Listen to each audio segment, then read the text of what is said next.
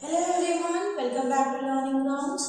It's been a long time we have interacted with each other, but I really salute your patience for remaining on the channel for such a long time and watching my videos. So, best of luck to all of you. Today I am back with a new topic, clause. Keep watching it, share it and subscribe the channel. So let's begin with the topic, clause. What is a clause? Whenever we begin any topic, the first thing we should know is the meaning of the topic itself. So what is a clause? A clause is a group of words that has a subject and finite verb of its own and is always a part of a sentence. You should always remember that a clause is always a part of a sentence. A clause may make complete sense, may not make complete sense. Even though a clause that makes complete sense cannot be called a sentence. It is always a part of a sentence. For example, if I say, I like swimming. If I say, I like swimming, this is definitely a sentence but not a clause. In fact, if I say, I like swimming in the pool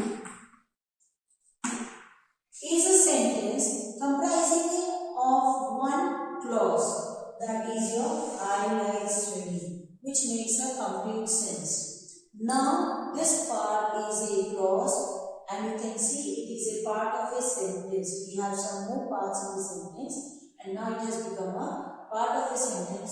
So this is a clause and this is a phrase.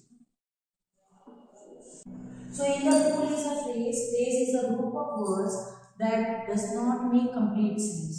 Now why does it make a complete sense? Because it does not have a finite verb. Any group of words, unless and until has a finite verb, you cannot call that group of words as a sentence or a clause. So before we begin with the types of the clauses and the clauses in detail, let's know the difference between phrase, clause and a sentence. For this, we are going to consider 4 points. 4 common points which may or may not be present in any of the 3. So, we have a phrase, we have a clause and a sentence. And the condition based on which we identify any group of words as a phrase, clause or sentence are, they are group of words. Means it should be more than one word. Phrase, clause or a sentence should be more than one word. At least 2 words is required. So group of words. Second condition is based on the meaning. Whether those group of words make complete meaning or make some meaning but not complete meaning. Then it should be having a subject and a finite verb. Whether subject or finite verbs are present in a phrase, clause or a sentence, this also we have to see. And finally, whether they are part of a sentence or not.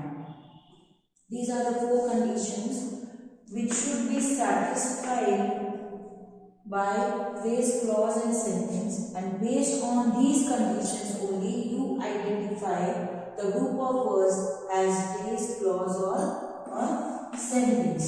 So first of all, let's look at group of words. A phrase is a group of words? Yes, it is. A clause is a group of words? Yes, it is. And a sentence is also a group of words. So you see, types are made up of group of words.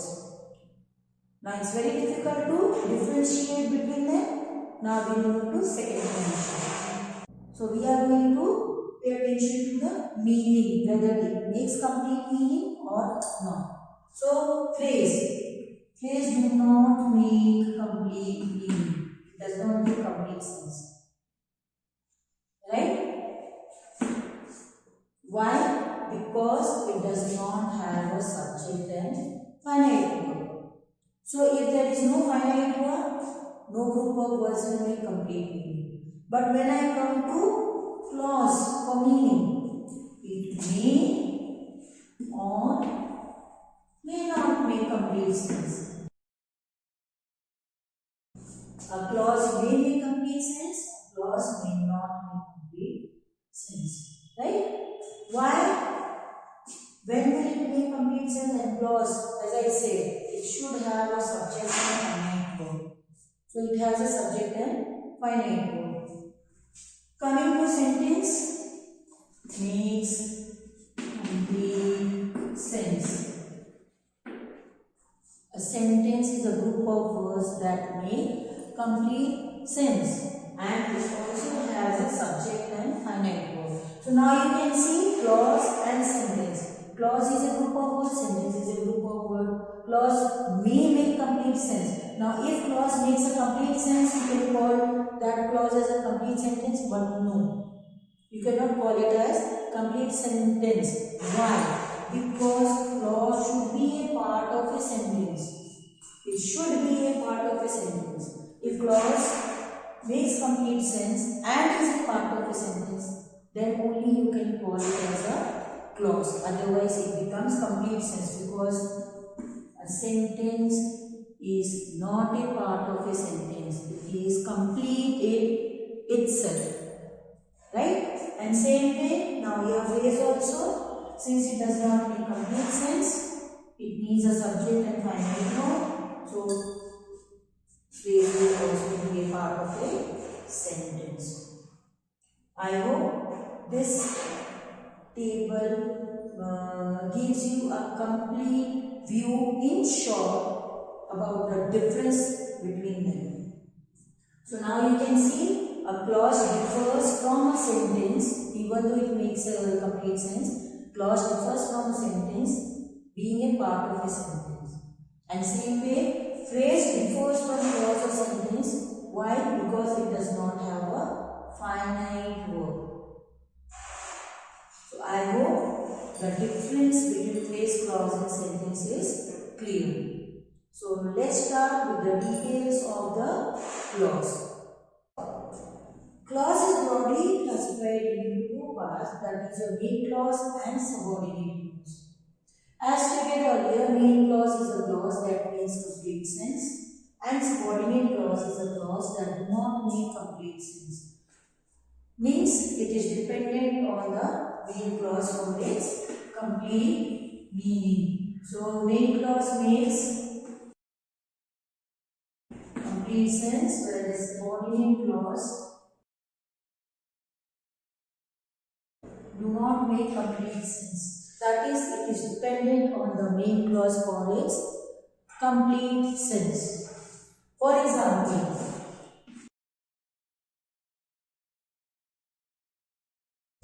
I found the key where I kept it. This is an example with main clause and subordinate clause.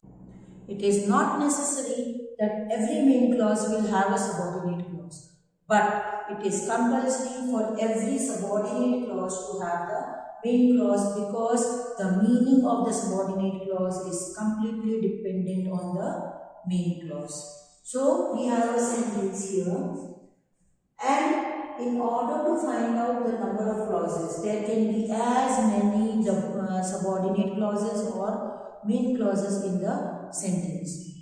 A sentence with two or more main clauses are called as coordinate clauses, where both the sentences, both the clauses are independent of each other. We will look at this coordinate clause also in a later part. But right now, let us study the difference between the the main clause and the subordinate clause. How to differentiate between a main clause and a subordinate clause? In order to find out the number of clauses in a sentence, we should know the number of finite verbs in a sentence. Just find out the number of finite verbs in a sentence and we will come to know the number of clauses in a sentence. Here I have two finite verbs. That means the sentence is made up of two clauses. One clause is the main clause, that makes complete sense. That is your I found the key. I found the key is your main clause because it makes complete sense. And where I kept it. Where I kept it. This clause does not make complete sense. So this is your subordinate clause. If I remove where and the sentence reads I kept it, then it is your main clause because it makes complete sense. But if I say where I kept it, here it does not make complete sense. Why am I talking about where I kept it? So I need the help of the main clause. Another way of finding out the subordinate clause, there may be instances where a sentence is without any conjunction. Generally, your subordinate clause begins with conjunction or relative words. So sometimes what happens, neither relative word nor conjunction is present. In such cases, it's very difficult to find out which part of the sentence is a subordinate clause. Let's take example of that also. I know he will come. Now here two parts are there. One is I know and another is he will come. How to identify which part of the sentence is a subordinate clause? For this, one easy method is to ask questions. There are series of questions available for different types of subordinate clauses. Whatever types of subordinate clauses are there, for each type we have a series of questions and each question is unique to one particular type. Means it will not answer any other type of the question. So we can go for the questions and then find out which one is your subordinate clause. The easiest one will take the question what. I am going to use what to ask the question to the finite verb of the main clause. So first of all, I should know which is the main clause and the subordinate clause here. So what will I do?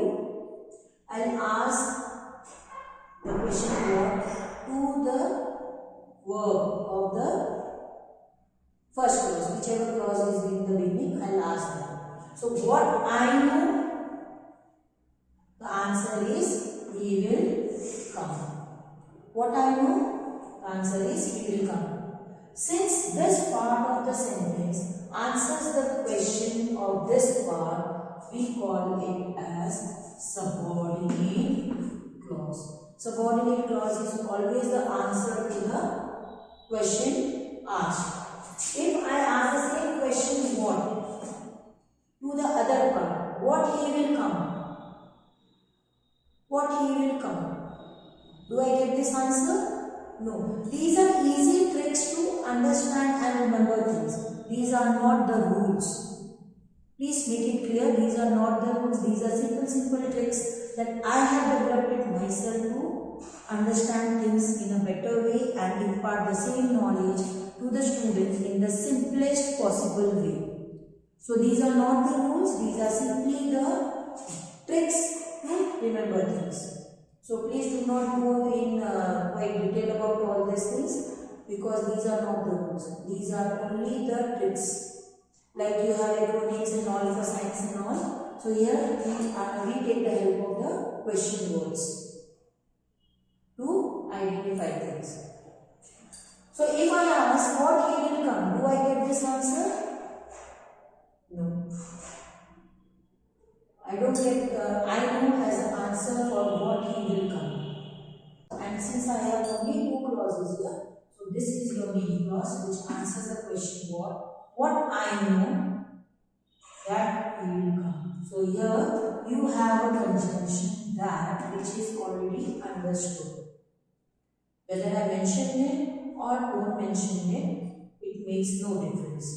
So here I know is a main clause and he will come is your subordinate clause. But here in this case,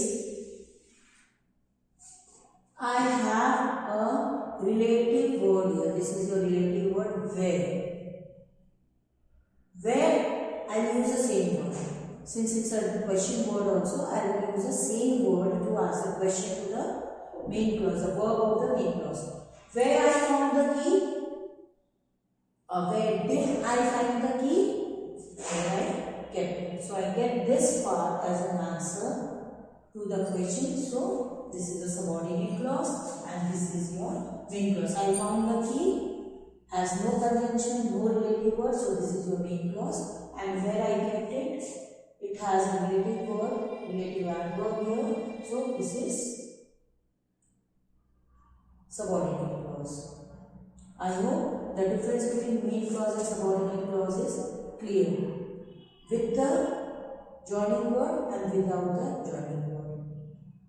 Okay, let's move in the details of the subordinate clause. This we will study in the next video. Till then, wait for the next video for types of subordinate clause. Bye bye.